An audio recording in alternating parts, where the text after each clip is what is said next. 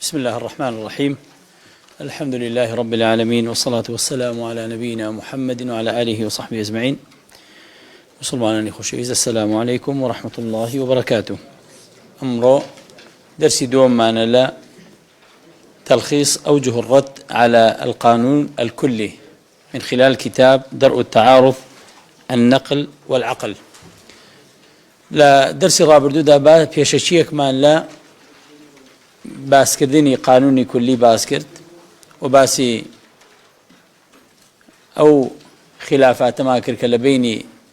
عقلانية كان لقل أهل السنة هيانا باسي أوم كرد دبي لسرخو نرمونيان بين لقفتوغو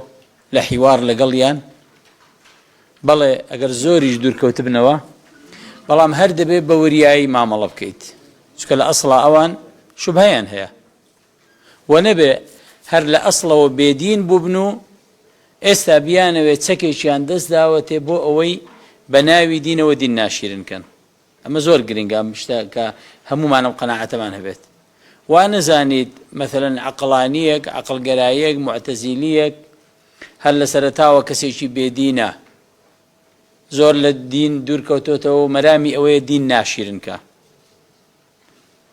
دیارە هەموو وەسفانش کە دەیکەم دیسان دەبێت لە قسەکانی خۆی زۆر وریابێ، نەچێتە خانەی ئەوە کە من مەدحیان کەم و بڵێم پیاوی زۆر باشن. لە لای ئێمە ئەهلی سونە فێرقەیەکی گومڕان عمومەن، بەڵام کاتێککە لەگەڵ ئاحاد یان تۆ علمی قسەیان لەگەڵاکەی پێویستە زۆر نەرمونیان و لەسەر خۆ بیت. ڕێگاکە گومڕاییە، بەڵام پێویستی بەوەیە کە مادام شوبهەی هەیە جیاوازە لەوەی کە لە ئەسڵا باوەڕی بە دین نییە، ئەو شوبهەی هەیە بۆ ئەم بیر و باوەڕی هەڵگرتووە. لە دەرسی ڕابردوو پێناسەی قانونی کولیم کرد. کەسێک هەیە پێم بڵێ با مراجعە بکەینەوە پێشەوەی بینە سەر دەرسی تازەمان، مەبەستمان قانونی کولی چێ تەئسیسی کرد، چێ زۆر باش وەڵامی داوەتەوە. بفەرموو. عەرەبی دێڵێ دیان بە کوردی. طبقا المدعوة أولا أقل النقل تعارض برامج البيت أو نقل بيشجع يعني لو كان الناس ليش جمع حد اليوم يجري بيته يعني الناس ليش حد شام بيته إلحاظ بين بطالة كينو وناش ليش على النقل بيشجع ينشكله النقل لأصلا كل أقل نقل ما نفيني شام داو فهذا ليش نقل بيشجع برامج بعقل بۆیە لازمی ئەوەیە بێت کە عەقڵ پێ بخوێن بەرامبەر بە نەقڵ. زۆر باشە، دەستت خۆش بێت. چێ تەئسیسی ئەم قاعیدەیە کردووە زۆر دیفاعی لێ کردووە؟ ڕازی خۆی لەسەر چ بیر و باوەڕێک ماوەتەوە چێتر پێم بڵێت تا کۆتایی ژیانی شێر ئەم ڕێیە هەبوو؟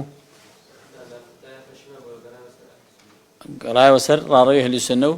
گەیشتە ئەو قەناعەتەی کە وتی هەموویم تاقی کردەوە، بەڵام ئێستاش نەگەیشتمەوەی کە ئەم بیر و باوەڕ و ڕێبازە کەلامی و منهەجە فەلسەفیانە من بگەیەنەتە قەناعەت. بۆ ئینسان کە باحث عن الحەقیقە بێت، بە دوای حەقیقەتدا بگەڕێت، ئەگەر لە قۆناغێکی ژیانیشا بەرە و لاڕێبوون و گومڕایی بڕوا، دڵسۆز بێ، مخلص بێ لەوەی کە بگات بە حەق، دڵنیا بە خوای تەعالا ڕێگاکانی خۆی نیشان دەدا. دەفەرمێت چێ لە ئایەتێکە والذین جاهدوا فینا لنهدينهم سبلنا ناڵە سەبیلەنا. ڕێگاکانی بەختەوەری خۆمانی نیشان دەدەین، ڕێگاکانی هیدایەت. بۆیە ئینسان دایم کاتێک بەرەو گومڕایی دەڕوا و یان لەسەر گومڕاییش نایەتەوە سەر ڕێگە ڕاستەکە کە مخلیص نەبێ لەوەی کە بە دوای حەقەتا بگەڕێ. بەداخەوە جاری وایە مەثەلەن کە خەڵکانێک دەدوێنی تەمەنێکیشی هەیە لە ئەوەی کە معارضە بە مەنهەجی سەلەفی، وەرە لێی پرسە ئەمڕۆ لێت پرسیوە لەسەر مەوزوعێک هیچی لەسەر نەخوێندێتەوە، بەڵام دژێتی 5 ساڵی تر لێی پرسە هەر دژی ئەو مەنهەجەیە بەبێ ئەوە یەک کەلیمەشی زیاتر لەسەر خوێن بێتەوە. ئەمە چ دەگەیەنێت کە تۆ مەثەلەن ئەمڕۆ لەگەڵ 5 ساڵی تر کە دژایەتی شتێک دەکەی کەلیمەیەک لەسەر نەخوێن بێتەوە لە خۆرە، هەر بە نەزانی، بە جەهالەت، یان بە ئەوەی کە مخلیص نییە لە مەنهەجەکەی لەو ڕێبازەی خۆی بۆی کە بە حەق بگات، بۆی ناگا بە حەق. ئەجی ناشتی وان نییە خوای تەعالا ئەوەندە ئەرحەم الراحیمینە، بە بەزەییە ڕێنمونیمان دەکات کە داوای هیدایەت لەو بکەین. چۆن خەڵکانێک هەیە جوهدیش بکات و لەسەر ڕێگەی ڕاست ناتە سەر ڕێگەی ڕاست. بەڵام جوهدەکەی هەندێک کەس وای لە هاتووە جوهدەکەی بۆ ئەوەیە دین ئەوانە بێ ناوێت. هەندێک لە ئەهلی بیدع گەشتونە ئاستێک کە تێیدا دینداری تێگەیشتنی قورئان و سنت بەو شێوەیە نەبێت هەر ناوێ ئەسڵن بەخوا قبوڵی نییە. بۆی دین قبوڵە دەڵێ دینم بۆیە قبوڵەکە بەو شێوێ بێ جاگەوەی ئەوەی ئەهلی سنە باسی دەکا ئەوا بێ ئەوە دینەمە هەر ناوێ. بۆیە جاری وایە لێیان دەپرسی قسەی شتی سێ دەبیستی دەڵێ ئەرێ وە کاکەی وە خواتان یەک نییە؟ دەڵێ خوای ئێمە لێی ئەو جیاوازە، خوای ئێمە لێی ئەوان جیاوازە ئەلعیاذ بالله. بۆ لە چ ڕێکەوە واڵێ؟ دەڵێ ئێمە ئەوان مجەسیمن، ئەهلی سنە مجەسیمەیە، ئێمە باوەڕمان بۆ خوانی کەوان باوەڕمان پێێتی العیاذ بالله العیاذ بالله.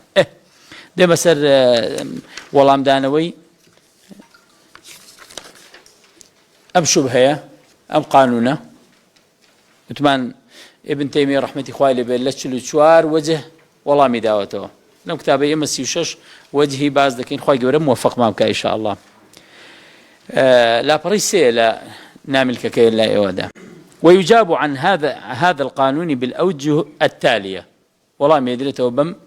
والله ما نخواره. يكم الوجه الأول القول بتعارض النقل والعقل. آية راستا عقل ونقل دش بيك نجاري بيش وخذ له وقت ساكن. آية اشتيشي وهي دو بلقي بهيز عقل ونقل دش بيك لا أصلا. طلعت إما أن يراد به القطعيين. دەڵێن دەبێت پێش وەخت جارێ قسە لەسەرەوە بکەین ئایا کە دەڵێن عەقڵ و نەقڵ دەست بە یەکە ئایا هەردووچیشیان بەڵگەی قەطعین؟ چونکە ئێمە دەیە بزانین ئەدلەی قورئان و ئەدلەی سنت یعنی زانایانی ئوسوڵ و ئەهلی سنەش عولەمای ئوسوڵیش یعنی تەئیدی ئەوەیان کردووە کە دەڵێن دائیم مەراتیبی ئەدلە 4 جۆرە مرتبەکانی یعنی پلەکانی بەڵگەکانی قورئان و حەدیث 4 جۆرە. هەندێکیان هەیە کە قطعي الثبوت قطعي الثبوت يعني قماند لو دانيك أما وحي خوايا ودليل هيج مجال الرد كرنوينية وكو قرآن وكو السنة متواترة دخنا أو بابا بيان ده قلت قطعي الثبوت يعني قطعا هيج زورا قمانك هلا قريت كدايم ده قلت قطعي بوي بزان اللي قل ظن جوازيان تيا قطعي بم دليلانه ده قلت كهيج زورا احتمالك هەڵ ناگرێت یان ئەگەر احتیمالیش هەڵبگرێت زۆر لاوازە ناتوانێت بەرەنگاری بێتەوە. تێدەگەن چۆنە خۆوە مثلا هەر ئاەتی ئێستا خوای تەعالا کە دەفەرمێ ئەقیموا الصەلات نوێژ بکە ناکرێت کەس یعنی بڵێ وەڵا لێرەدا نوێژ مەبەستی پێ هەر ئەوەیە ئاوا بکەیت و یان مثلا دوعا بکەیت و نەخێر هیچ مەجالێک هەڵ ناگرێت یعنی مەسەلەی نوێژ ئەمە دەڵێن دەلیلێکە قەطعی و ثبوتە. ئەمە یەک. هندك دليل من هي ظني الثبوت ظني الثبوت يعني قمان لو دا هيك حديثك آية ما بس آية حديثك مثلا حديثك حديثك حديثي متواترة ياخذ آحادا زانيان أحاديثي آحاديان بظني الثبوت ناوزن كردوا ظني الثبوت. انت اشتيش ترمانه بيدي قلت قطعي الدلالة وظني الدلالة. قطعي الدلالة أما زاني من حديثك مثلا آياتك صح قمان لو دانيك الدليل شيء قطعية بلام آية دلالتك بأوشت الدلالة شيء صحيحة قطعيشة لدلالتك دا ياخذ ظنية. مثلا هندي جار دليد وتوي أنا كاتك بكسيك دليد فاتحة دروسني أبو مردوي بخواني تو چونك بيغمر صلى الله عليه وسلم نيكردوا أو بلغا كيسيا طلعيد مثلا أي 7 المثاني نية أي الكتاب نية شون نروى أي لسنتين قرآن ناتوا طلعين بابا دليلاني تو بس عندك هم دليل يقوماناوين هيس بيوندي بموضوع ونيك فاتحة هذا شيء الناس بل فاتحة قطعي الثبوت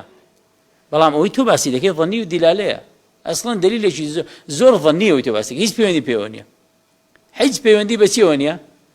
بلي ما دام فاتحة الكتاب ولا سنتين قرآن هات وكواتا أو بلقي لسلويك بمردو أروات ثوابك جاري وهي وكوتم قطعي الدلالة فعلا دلالة دكاتوا مثلا حديثك دهيني توا حديثك الصحيحة و بۆ مەسەلەیەکی دیاریکراویش ڕێک واتاکەی ئەوە دەگەێنێت. بەڵگەیە دەتوانی بە بەڵگە بهێنیتەوە بۆ ئەو مەسەلەیە کە خۆ دەستوتە. هەندێک جار بەڵگەکەی لاوازە، یعنی دلالەتەکەی بۆ ئەو مۆزوعە لاوازە، بەڵێ حەدیثەکە صحیحە، بەڵام دەڵێن لە جێی خۆی بەکار نێناوە، کە لە جێی خۆی بەکار نەهات حەدیثەکە بەڵێ صحیحە، بەکار نهات دەڵێن ئەم واتای تۆ کە هەڵت هێنجاوە لێی ظەنی و دیلالەیە. وجاری وایە لەوانەیە حەدیثەکە مەثەلەن چەند واتایەک هەڵبگرێت. ئەگەر یەک واتای هەڵگرت ئاياتەکە حەدیثەکە ئەو پێی دەگوترێت قەطعی و دیلالە. ئەگەر واتایەک زیاتری هەڵگرت ئەو پێی دەگوترێت ظەنی و دیلالە. سام چوار مصطلحە زانیمان چییە؟ مراتبی ئەدلە ئەم چوارەیە. بەهێزترین دلیل کامەیە؟ بەهێزترین دلیل مادام ئەم چوارە مازانی قەطعی و دیلالە، قطعي والثبوت ظني والثبوت، قطعي والدلالة ظني والدلالة. شوار بهسترين دليل كامية أويك قطعي والثبوت بي وقطعي والدلالة جبت. بهسترين دليل يقين هيك حديثك الصحيحة ويقين هيك كم حديث باسي بلغير سلام مسألة بلغير سلام مسألة بوشيوية مثلا جاري وهي بلغده النوى حديثش صحيحا بدستويا بلام حديثك هيج بلغني لسر الموضوع ما واي هر نمونيه لسر تبين موا لسر اويكا مثلا جلوبرك شوري كلا قول بيبسي تخواروا او ان بلغيتي دي النوا بلغي حديثش صحيح دي النوا قطعي الثبوت كابو بكر رزاي خوي لبيت دائم لا يشي جلكاني زيادة لقول بيد هات اخواروا أو إذا كان بلقى لسه يقولون أوني أو تا كواتا درسته أو كاتا دروز نزل كانت شوربت كتوب بو كبرت بيت ضلين بابا حديثك كان قطعي الثبوت صحيحة بلام أو تاي إولتان هلين جاوا وتاكي ظني الدلالية ونعجينت شو أو خوي ضعيف بو برزعي في بوايلات دائما جل كان يبورا نوز لا شو شرط بو كواتب بهسترين دليل كامية شيء دوباره دكاتبهم قطعي الدلالة به لدواي أو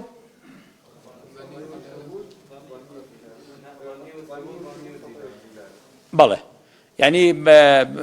أجد ظني الثبوت يجبت وكو أحاديث أحد بلام قطعي الدلالة بت قطعي الدلالة بت إن جاء دواي أو تربيت يعني مرتبة السيم بتو إن جاء شوارن بيت بهسترين يعني كامية قطعي الثبوت وقطعي الدلالة بيت وايداني حديثك ضعيفة بلام زور صراحة دائما حديثه ضعيفة كان أجل موضوع كان يقلا ذكاتوا أجل كتاب فقه كان خمتوا يعني أو موضوعي كخلافات بين زانان تدا كالرأي مثلا مذهبك اعتمادي ذكات السر خو فعلا حديثك صحيح به موضوعك يقلا كردتوا بوسك يعني قطعي الدلالة زور بصريحي دلالة ذكات السر أو رأيك فقهك قصير سر كردوا بلام كديت السر أصلي حديثك هذا لك والله خو زور واضحة حديثك واضحة باسي أشتيتو يا بلام شيء اشتدا حديثك خوي صحيح نيه كواتيزتو يعني إيشي بينا كريت استدي مسر كلماتي أولي قصكم وجهي كم إما أن يراد به القطعيتين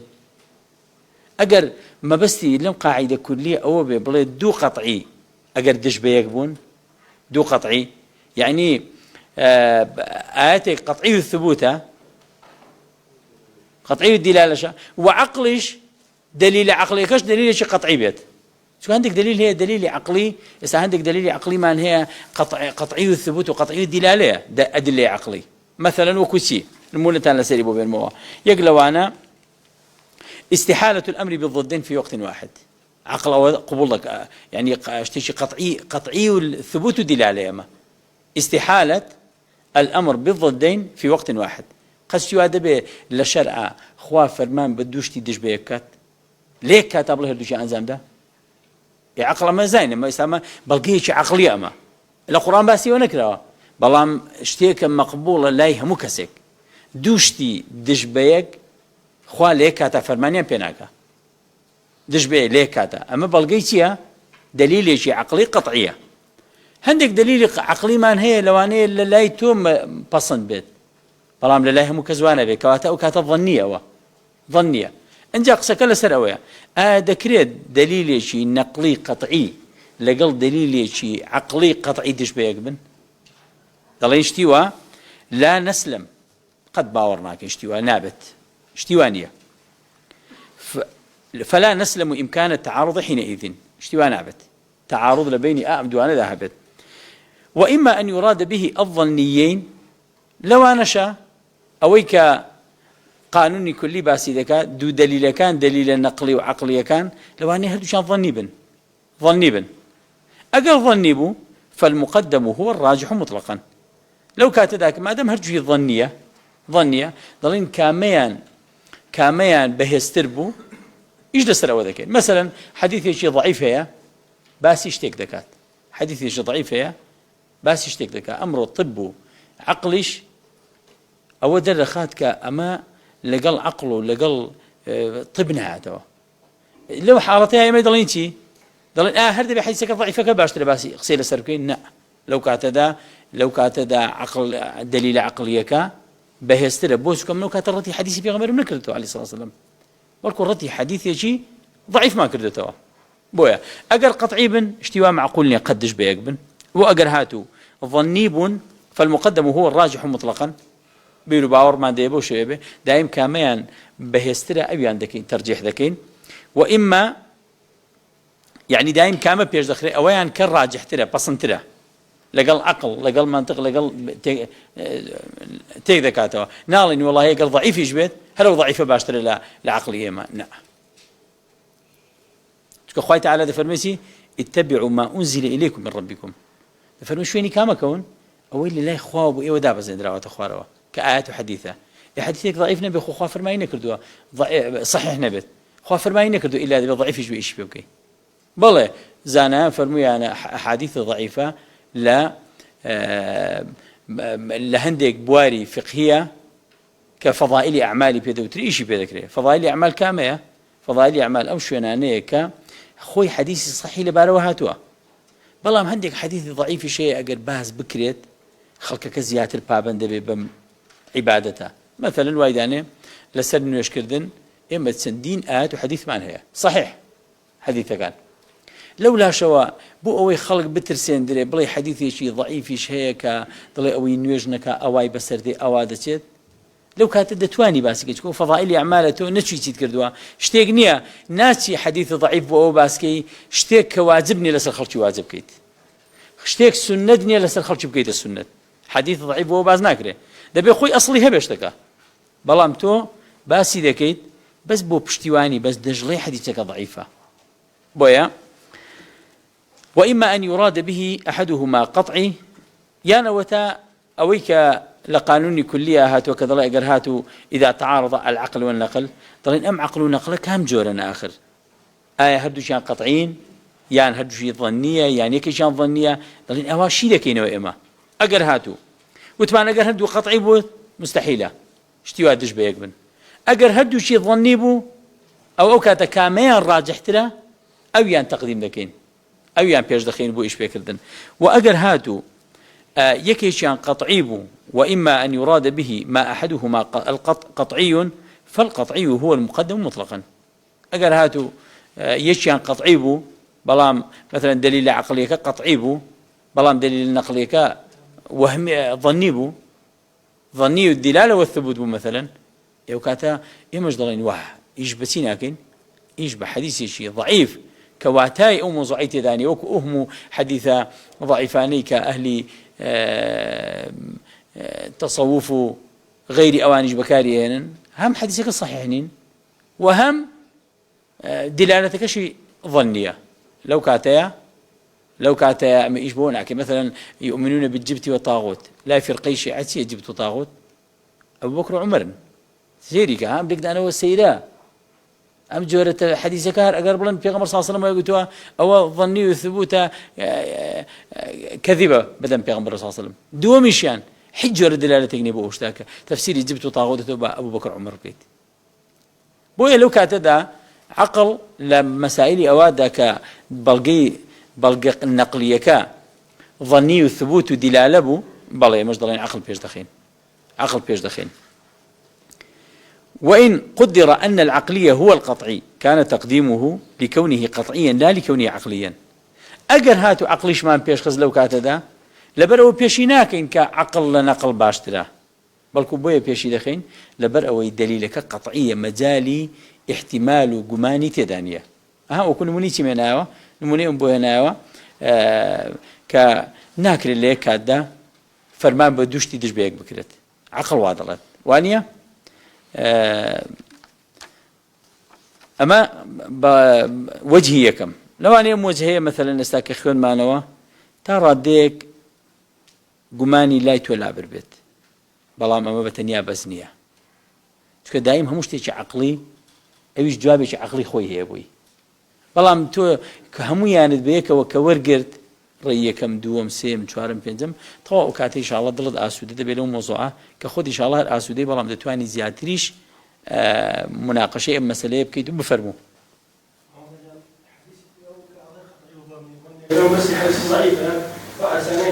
ظني الثبوت بأحد ناوي ذينا قراءات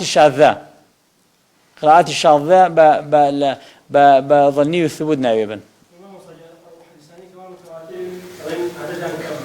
قمان وذلك كمان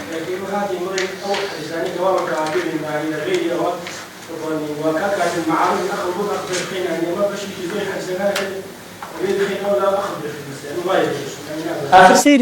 سيريكا كاكا إما إشكال كمان لو ده إسا كواتا أو الناقي يعني كبلغة عقلية كان أو ده قطعيبا كمان حديث يجي لسر اعتباري أصوليين إيش كأحد بحديثي بظني وثبوتنا ودبن أو ناقي يعني كبلغة كي أوان عقلية مسلم بيت وقطعي بيت مثلا كباسي استواء إخواتك أسماء وصفات إخوة تعالى بلغة عقلية كاني أوان كذي هالنوا بلغة قطعينية بلغة قطعينية كبلغة قطعينة بو كواتا من اشتيكم لبردز دانية كدوشد من يكي كان قطعي بيت كعقلة اشتيشي تريشم لبردز تابي كنقلو ظنية كأوج أحاديثي أحدا تارتي بيبكم هو هر أوي أوان ديالين يعني شون خوي لا دير الشعر كان دري يحللون بزعم منهم عقدا وبالذي وضعوه زادت العقد يعني بلغة عقلية كاني أوان همي قابل الردانوية كقابل الردانوبو كواتا بينا قلت القطعي سام نموني تمنا هنموني نتشم نموني شي عقيدي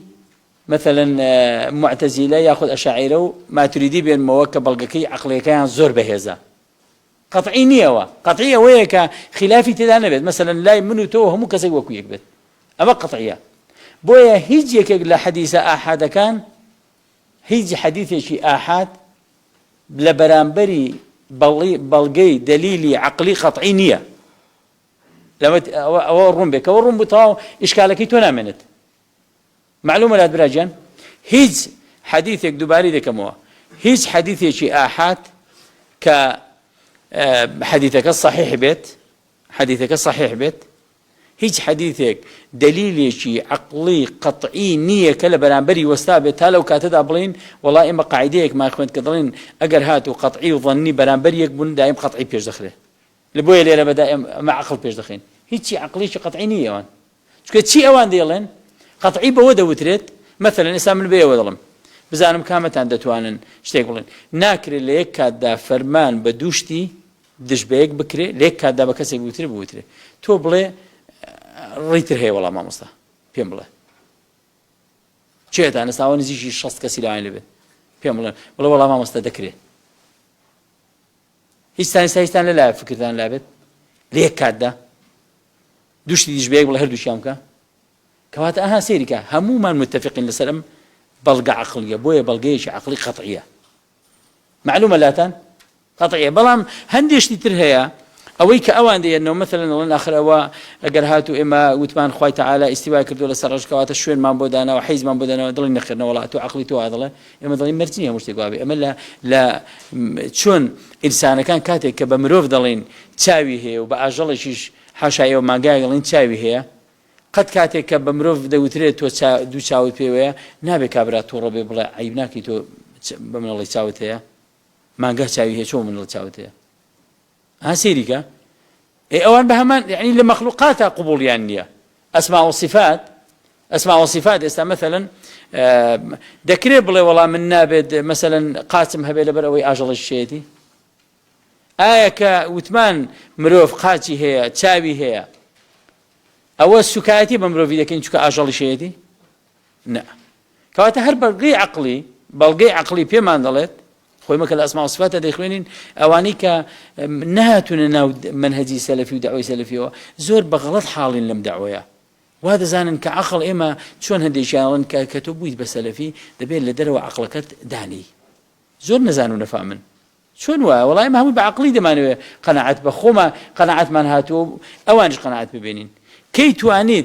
کەی توانیت لە بینی مەخلوقاتە کاتێک ئیثباتی صفەتێک بۆ مرۆڤێک دەکەیت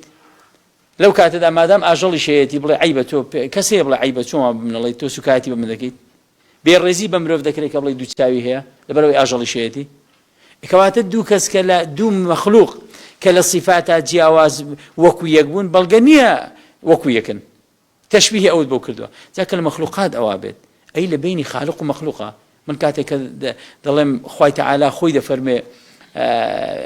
باسی یەدەینی کردووە یەدەیە لیما خەلەقت بیەدەیە من کاتێک دڵم خوای تەعالا دەستی هەیە دەستێک کە لایەق بە گەورەی عەظەمەتی خۆیەتی من سوکایەتیم بە ئەڵڵا نەکردووە جەلە جەلالوه قەدریم دانە بەزاندووە بۆ چونکە کەلامەکەی خۆیەتی ناردوویەتی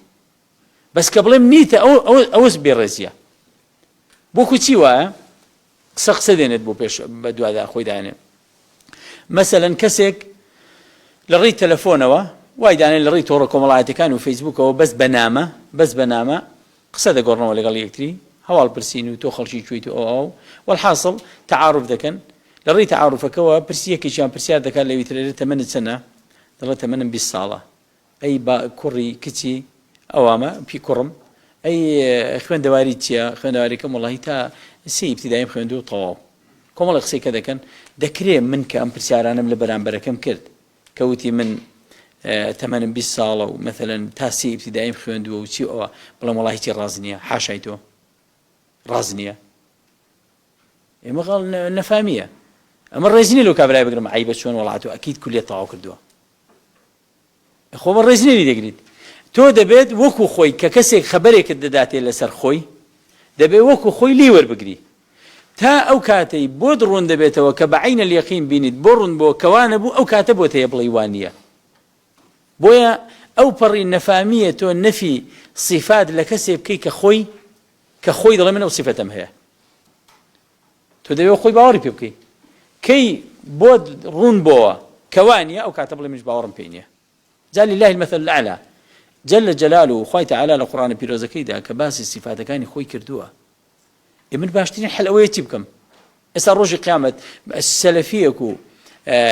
عەقڵانی و معتەزیلیەک جیاوازەکەیان چییە هەردووشیان بەلیقای خوا دەگەن کامیان لەو ڕۆژەیە دڵخۆشترە من یان کەسێکی تر کە مخالیفی منە من بۆ کە خوای تعالی پرسیاری لە من کرد ئەی فڵانە کەسە تۆ بۆ ئیثباتی صفاتت بۆ من کرد دەڵێم خوای تعالی من لە خۆ نەمکردووە لە قورآنەکەی خۆتا باست کردبوو ئەی ئەوەی تر باشە من لە قورآنە باسم کردبوو تۆ بە باوەڕت پێ نەکرد بۆ دڵی شتیوان نییە تۆ قسەت چییە وەڵا خوای تعالی من وتم نابێ شایستی توێنێ باناردی بیشت تۆ چۆنت بۆ هەیە شتی وا بکەی نمونەی وەکو چی وە نمونەی شتری عەقڵی دێنمەوە ها سەیریکە سەلەفی عەقڵ بەکار دێنێت بۆ ئەوەی کە باوەڕ بە نەقڵ بکەی وەزیر فەرمانێک دەردەکات وەزیر لە لای خۆیەوە کتابێک ئەمڕۆ بڕیارێکی وەزاری دەردەکات و بەنامەیەک وەزیرەکە باوای دانێن وەزیری داراییە باوای دانێن داراییە بڕیارێک دەردەکات و کە پارە بۆ سنفێک سەرف بکرێت دێت بۆ مدیر عامەکان ئەوەی هەولێر و سلێمانی و ئەوانە هەریەکەی کە کتابەکەیان بۆ دێ یەکێکیان دەڵێت کتابەکە چۆن هاتووە من جارێ بەس شمولی فلانە سنفە لەگەڵ فلانە سنفە دەکات مادەم ڕێنماییم بۆ نەهاتووە من تەنها ئەوانەی دقی کتابەکە شمولی دەکات بەس پارە بۆ ئەوان سەرف دەکەم سەرفی ناکەم کەی ڕێنمایی هات من لە خۆ ناتوانم تەداخل بکەم زیادەی بکەم کەی ڕێنمایی هات دەستکاری دەکەم بەس جارێ هەرچەندە خەڵکیش بڵێ آخر ئێمە شمول دەکەین کتابەکە وایە عامە دەڵێ نەخێر من وەکو خۆی دەقا و دەخچێ دەگرێتەوە مدیرێکی تر لە شوێنێکی تر دەڵێ نەخێر کتابەکە عامە دەیداتە کۆمەڵی خەڵکی تر شمولی دەکات ڕۆژێک وەزیر هەردووچیان بانگ دەکات بۆ مەسەلەیە ئەو دقەیە کە بۆ لای وەزیر دەچن کامیان لە قەلەقیدایە پرسیار لە ئێوە دەکەم ئەمە بەڵگەیەکی عەقڵیە وەزیر هەردووچیانی بانگ کرد بۆچی لە قەلەقیدایەوە یعنی تەسەڕوفی کردووە لە شتێکا کە هیچی زیادە وانە کامە ئەو دقەیە کە وای دانێ دوایی قسەی کابرای دووەمیان تەواوە کە پارەکەی سەرف کردو بۆ هەمان بەڵام ئەو لەحزەیە کە بەلیقای وەزیر دەگەن چێ هەیەیان پێش ئەوە کامیان لە قەلەقیدایە یەکەمیان هیچ نییە دەڵێت ئەو پەڕی فەرموو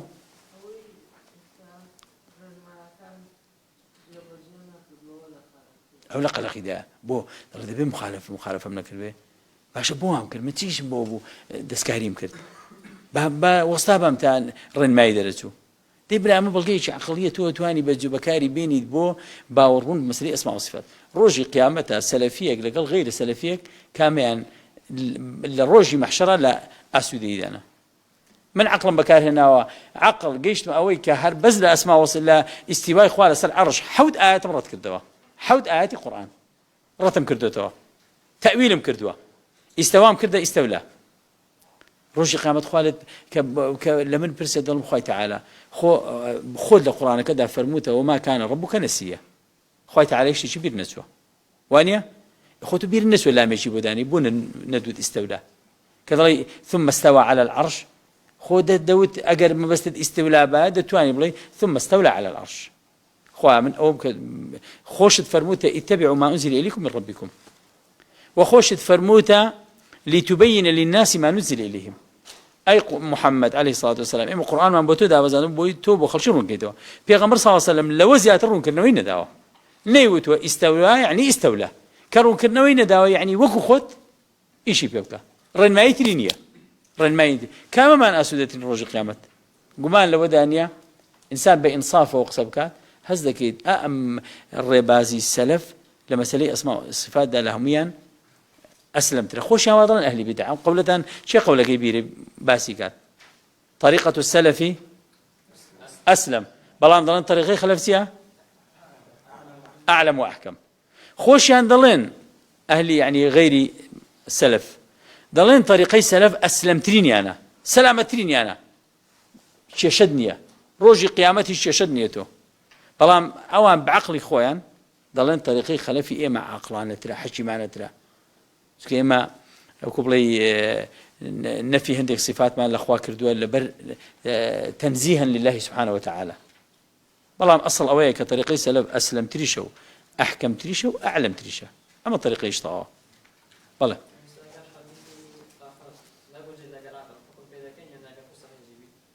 درينا مع عقل كامية عقل شيء قطعينية لو أنا لقى عقلي منه قنجت بلا ميتوب قنجت ما دام موضوع عقليك تسن رأيك يا كواتا قطعينية أبو والله ما عندنا ما دام أنبلغ عقلية كتو باسي ذكي دليل شيء عقلية كوتي قطعية دليل قطعي أويك احتمالي ترهم نقرت يقرأ أي هبت يقرأ بلام أم مسألة كتو باسي ذكيت للاي توا للاي عقلاء هم يوانية كواتا حديث أحادك كظنيش بيت ظني والثبوت يجبت دليل عقلك توش هل ظنية كدليل عقلك الظنية كواتم مقدم أويه كمن يشبه حديث شيء ثابت بكم لعقل شيء ظني معلومة والله أما وجهي كم وجهي دوم لا نسلم انحصار القسمة فيما ذكر من الأقسام الأربعة ضلين ديسان والله مش تلمان أويا أم تقسيماتي ككراوة إلا شوار رأي هي يعني يان أو تادا بي يشبه هردو شامكين يان هردو شام بخين يان نقل بيشخين يان عقل بيشخين طالين الرأي هرب شوارنية الرأي تريشية رأي تريشية أوشتيا لابد من تقديم العقلي مطلقا أو السمعي مطلقا أو الجمع بين النقيضين أو رفع النقيضين أما شوار رأيك يا ونيا ضلين لم أمت كرت هالهيناني دابش كردني الرأي كان أم شوار احتمالها هي ضلين لوش زياتر هي بو أوا إمتان أو قبل لا درجيك عاصي كردو لم شوارە زیاتر هیچ ترمانی هەڵی بژێرین ڕێگەی تریشەیە ئەویش چییە؟ فهذه دعوة باطلة بل هناك قسم ليس من هذه الأقسام قسم تريشة هيك لم قسمان النية إذ من الممكن أن يقال يقدم العقلي تارة والسمعي أخرى تقريبا هندي جار عقلي الله بجيرين وهندي جار سمعي الله بجيرين كواتب لي هيك ترنية حلي ترنية وحلي تريشة وانيا أو تريشة فأيهما كان قطعيا قدم كاميا قطعي بو قدم أم شيء قطعية لا قانوني كلي دانا هاتوا إما بو والله دانوي أو بكارهين أو يقصد التي إذا تعارض العقل والنقل بس عقلك ناكا تزور عقلك رئاية قطعي الدلالية يعني ظني الدلالية قطعي الثبوت يعني ظني الثبوت بويضلين رقيت رشايا فأيما كان قطعيا قدم كما قطعي بو بيش دخل أقريك كان قطعي بو وإن كان جميعا قطعيين أي قال هذا كان قطعي بو أو فيمتنع التعارض مثلا الأمر إياها قمان لو دانية تعارضني يدرين هقسك هلايا قد دوشتي قطعي يشان عقله يشان آيات وحديثك قطعية قد دش بيقنابن بويا كذلك إذا تعارض العقل والنقل بيستوى بقول لي تعارضي دو دليلي قطعي هي طلع النية ممكن نشتوى ممكن نية وإن كان ظنيين فالراجح هو المقدم أقل ظنيبون أو كاميان راجح بيت أويان بيش دخين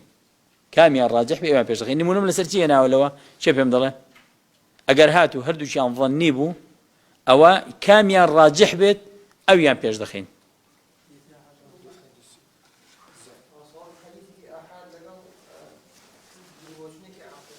باشا كاميان بيش دخين باشا أي حديث آحادك ضعيف لقل أجر بشرتك راجح تربيت ها أقدار بنا ها فالراجع هو المقدم جاري وهي حديثك ضعيف شا استاء ولا بلقى عقليك راجح ترى كواتد دائم لا ضرين لو شاك هاتو حديث هر ضعيف وشني هر كضعيف وعقل باش تربيه لا باظن نشبه وايد يعني هردو شان ظنين دليل عقلية الظنية دليل نقلية الظنية بلان ظنية شيء ظني وثبوتي شا يعني حتى ظني والدلالة شا حديث شيء ضعيفة لو كانت دا بيرد كم وبزانم استاش ام بلقى عقلية زياتر انفع للإنسان ياخذ ام حديث الضعيفي كما انفعت له لو كانت دا هرناتين عقل بيشخين كاميان راجح تربو بشوازة كان يخوي أو أويان هلا بشيرين أو ديار بريان دلن كاتا كمان طوابو أما أمر يكم روش دسبيك الدنيا والله مدانا ويبوي دو وجه ما باسكت أقل ما نوي طوابي كين سيو شج وجهها رحمو روجك دبيت شوار وجه بخوينين شوار وجه ويدبي لقل جماعات شخصاب كين مزانين كاتا كمان ينبو زياد كان يان دبي خيرات الله سري بروين اللهم انفعنا بما علمتنا وعلمنا ما ينفعنا وزدنا علما والحمد لله رب العالمين. بل نقذف بالحق على الباطل فيدمغه فإذا هو زاهق ولكم الويل مما تصفون.